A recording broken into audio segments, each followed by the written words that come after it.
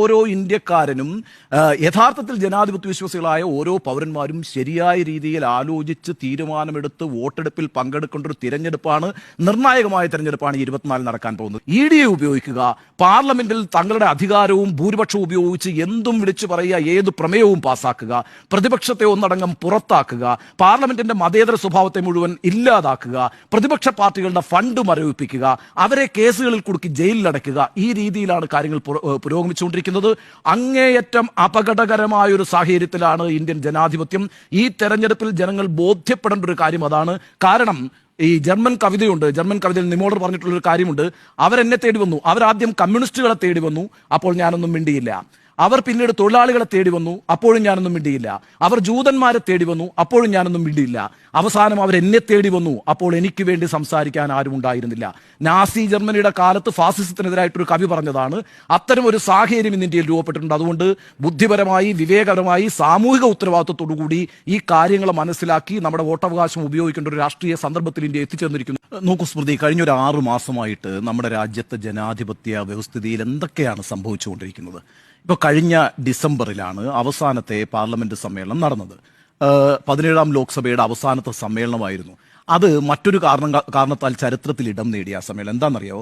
141 പ്രതിപക്ഷ MP-മാരെയാണ് സസ്പെൻഡ് ചെയ്തത്. 95 MP-മാരെ ലോക്സഭയിൽ നിന്നും 50 MP-മാരെ രാജ്യസഭയിൽ നിന്നും. 141 MP-മാരെ സസ്പെൻഡ് ചെയ്യുക എന്ന് പറഞ്ഞാൽ ഏതാണ്ട് 40% ഇന്ത്യൻ ജനതയുടെ ശബ്ദം പാർലമെന്റിൽ മുഴങ്ങി കേൾക്കുന്നില്ല എന്നാണ് അർത്ഥം. അപ്പൊ ഏകപക്ഷീയമായി ഇത്രയധികം MP-മാരെ കൂട്ടമായി സസ്പെൻഡ് ചെയ്യുന്ന ഒരു കാഴ്ചയാണ് ഡിസംബർ മാസത്തിൽ ഇന്ത്യൻ പാർലമെന്റ് കണ്ടത്, ഇന്ത്യൻ സമൂഹം കണ്ടത്. എന്തൊക്കെയാണ് പാർലമെന്റിൽ ആ സെഷനിൽ സംഭവിച്ചത്? നോക്കൂ, പാർലമെന്റ് സമ്മേളനം അവസാനിച്ചതേ രാമക്ഷേത്ര നിർമ്മാണം അയോധ്യയിൽ നടത്തിയതിനെ പ്രകീർത്തിച്ചുകൊണ്ടുള്ള പ്രമേയം പാസാക്കിക്കൊണ്ടാണ്. ഇന്ത്യ എന്ന് പറയുന്ന ഒരു മതേതര ജനാധിപത്യ രാഷ്ട്രമാണ്. ആ ഭരണഘടന ഉയർത്തിപ്പിടിച്ചുകൊണ്ടാണ് ഓരോ പ്രധാനമന്ത്രിമാരും സത്യപ്രതിജ്ഞ ചെയ്ത് അധികാരം വയ്ക്കുന്നത്, MP-മാർ സത്യപ്രതിജ്ഞ ചെയ്ത് അധികാരം വയ്ക്കുന്നത്. അങ്ങനെ ഒരു പാർലമെന്റിൽ ഒരു പ്രത്യേക മതവിഭാഗത്തിന്റെ ആരാധനാലയത്തെ നിർമ്മിച്ചതിനെ ഉയർത്തിപ്പിടിച്ചുകൊണ്ടും പ്രകീർത്തിച്ചുകൊണ്ടും ഒരു പ്രമേയം പാസാക്കിയിരിക്കുന്നു. ഇന്ത്യയുടെ ചരിത്രത്തിൽ ഇതുവരെ സംഭവിച്ചിട്ടില്ലാത്തൊരു കാര്യമാണ്. അതുപോലെ കഴിഞ്ഞ മെയ് മാസം നമ്മൾ എന്താ കണ്ടത്? ചെങ്കോൽ സ്ഥാപിക്കുകയാണ് പാർലമെന്റിൽ. ചെങ്കോൽ എന്ന് പറഞ്ഞാൽ എന്താ? ഹിന്ദു രാജാക്കന്മാരുടെ അധികാരത്തിന്റെ ചിഹ്നമാണ് ചെങ്കോൽ. അതാണ് ഇന്ത്യയുടെ പ്രധാനമന്ത്രി വന്ന് നേരിട്ട് പാർലമെന്റിൽ വന്ന് പിന്നെ ഹിന്ദു സന്യാസിമാരുടെ ചാന്റിങ് എന്ന് പറയത്തില്ലേ, ഇങ്ങനെ ജപഘോഷങ്ങൾക്കിടയിൽ നിന്നുകൊണ്ട് ചെങ്കോല് സ്ഥാപിച്ചത്. പുതിയ പാർലമെന്റിലേക്ക് എങ്ങനെയാണ് പിന്നെ ഇന്ത്യൻ പിന്നെ സർക്കാർ ആ പുതിയ പാർലമെന്റ് ഉദ്ഘാടനം നിർവഹിച്ച ഏത് ദിവസമാണ്? ഗണേശ ചതുർത്ഥിയുടെ ദിവസമാണ്. ഈ രീതിയിൽ ഇന്ത്യയുടെ മതേതര ജനാധിപത്യ റിപ്പബ്ലിക്കാണ് ഇന്ത്യ എന്ന് പറയുന്ന ആ ഭരണഘടനയുടെ സങ്കല്പത്തെ മുഴുവൻ അട്ടിമറിച്ചുകൊണ്ട് യാതൊരു വിധത്തിലുള്ള പ്രതിപക്ഷ ബഹുമാനവും ഇല്ലാതെ, യാതൊരു വിധത്തിലുള്ള ജനാധിപത്യ മൂല്യവുമില്ലാതെ ഒരു സർക്കാർ ഭരിച്ചുകൊണ്ടിരിക്കുന്ന കാഴ്ചയാണ് കഴിഞ്ഞ 6 മാസമായിട്ട് നമ്മൾ കണ്ടത്. ഇത് ഇന്ത്യൻ പാർലമെന്റിന്റെ അവസ്ഥയാണെങ്കിൽ സംസ്ഥാനങ്ങളിൽ എന്താ സംഭവിക്കുന്നത്? സംസ്ഥാനങ്ങളിലെ ഗവർണർമാരെ ഉപയോഗിച്ചുകൊണ്ട് ഓരോ പ്രതിപക്ഷ സംസ്ഥാനങ്ങളെ പീഡിപ്പിക്കുകയാണ്. ഇപ്പൊ ഇന്നലെ സുപ്രീം കോടതി ഒരു വിധി പ്രസ്താവം നടത്തിയല്ലോ. നമ്മൾ ഈ പറയുന്ന അരവിന്ദ് കെജ്രിവാളിന്റെ ഈ വാർത്തയുമായി ബന്ധപ്പെട്ട് പല കാര്യങ്ങൾ ചർച്ച ചെയ്യപ്പെടാതെ പോയിട്ടുണ്ട്. യഥാർത്ഥത്തിൽ ഇന്നലെ വളരെ നിർണായകമായ ഒരു വിധി സുപ്രീം കോടതിയുടെ ഭാഗത്തുനിന്നുണ്ടായിട്ടുണ്ട്. RN രവിയെ കുറിച്ചാണ് ആ വിധി. തമിഴ്നാട് ഗവർണർക്ക് തമിഴ്നാട് മുഖ്യമന്ത്രി സ്റ്റാലിൻ ഒരു അപേക്ഷ നൽകുന്നു. എന്താണ് അപേക്ഷ? കെ പൊന്മുടിയെ വീണ്ടും ക്യാബിനറ്റിലേക്ക് എടുക്കണം. അത് അദ്ദേഹത്തിന്റെ പ്രൊറോഗേറ്റീവ് ആണ് ഒരു മുഖ്യമന്ത്രി എന്നുള്ള നിലയിൽ. മാത്രമല്ല, ഈ പൊന്മുടിക്കെതിരായിട്ടുള്ള പിന്നെ ശിക്ഷാ നടപടികൾ പിന്നെ സ്റ്റേ ചെയ്തുകൊണ്ട് സുപ്രീം കോടതി ഉത്തരവിട്ടതിന് ശേഷമാണ് ആ അപേക്ഷ സമർപ്പിക്കുന്നത്. അപ്പൊ എന്താണ് RN രവി പറഞ്ഞത്? ഗവർണർ പറഞ്ഞത് കോൺസ്റ്റിറ്റ്യൂഷണൽ മൊറാലിറ്റിയുടെ ലംഘനമാണ് എന്നാണ്. ഭരണഘടനാപരമായ ഒരു സദാചാരമുണ്ട്, അതിന്റെ ലംഘനമാണ്. അതുകൊണ്ട് സുപ്രീം കോടതി പറഞ്ഞാലും നമുക്കിവിടെ ഇയാളെ മന്ത്രിസഭയിൽ എടുക്കാൻ കഴിയില്ല എന്നാണ്. സുപ്രീം കോടതിയാണ് വെല്ലുവിളിക്കുന്നത് RN രവി എന്ന് പറഞ്ഞ ഗവർണർ. അപ്പൊ ആ ഗവർണർക്ക് പിന്നെ ഇന്ന് നമ്മൾ കണ്ട കാഴ്ച എന്താണ്? പൊന്മുടിക്ക് സത്യവാചകം ചൊല്ലിക്കൊടുക്കേണ്ടി വന്നു. ഇന്നലത്തെ ഉത്തരവാണ് സുപ്രീം കോടതിയുടെ. ഈ രീതിയിൽ ഗവർണർമാരെ ഉപയോഗിച്ചിട്ടാണ് പീഡനം മുഴുവനെ ഈ പ്രതിപക്ഷം ഭരിക്കുന്ന സംസ്ഥാനങ്ങളിൽ.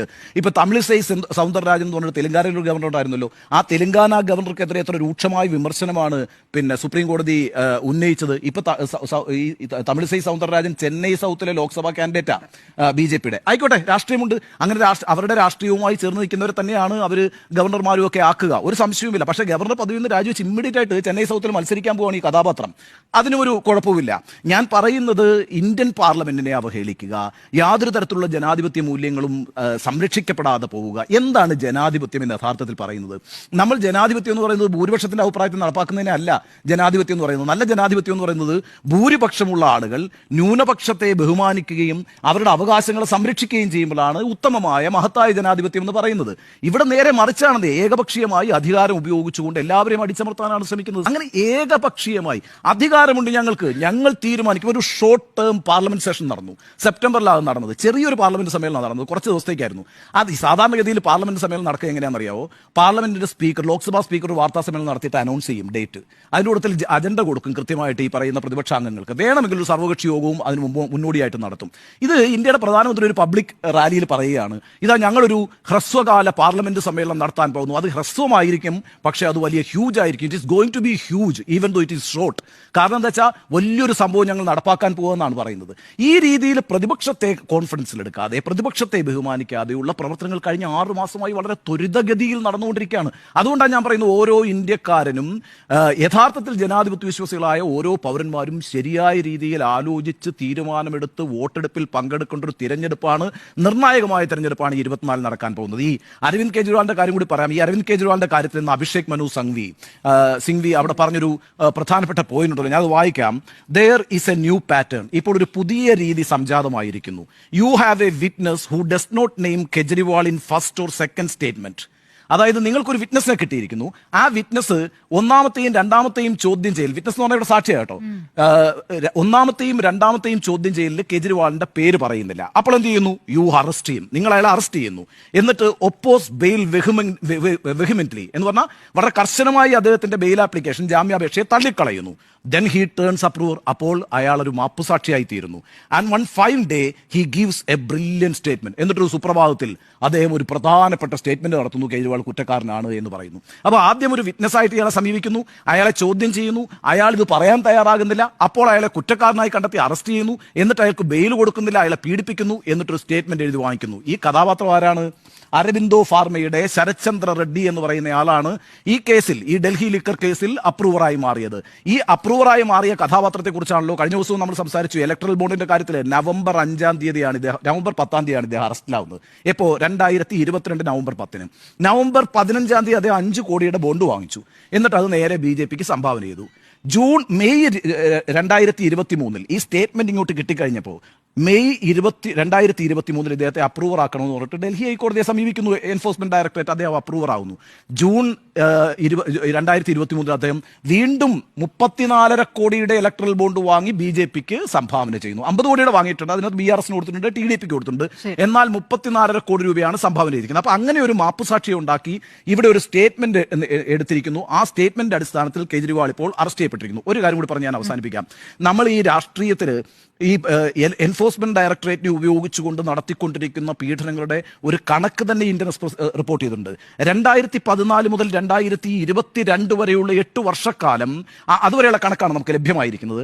121 രാഷ്ട്രീയക്കാർക്കെതിരായിട്ടാണ് എൻഫോഴ്സ്മെന്റ് ഡയറക്ടറേറ്റിനെ കൊണ്ട് കേസെടുപ്പിച്ചിരിക്കുന്നത് മോഡി. അതിൽ 116 പേരും ഒപ്പോസിഷൻ MPs ആണ്, അല്ലെങ്കിൽ ഒപ്പോസിഷൻ ലീഡേഴ്സ് ആണ്.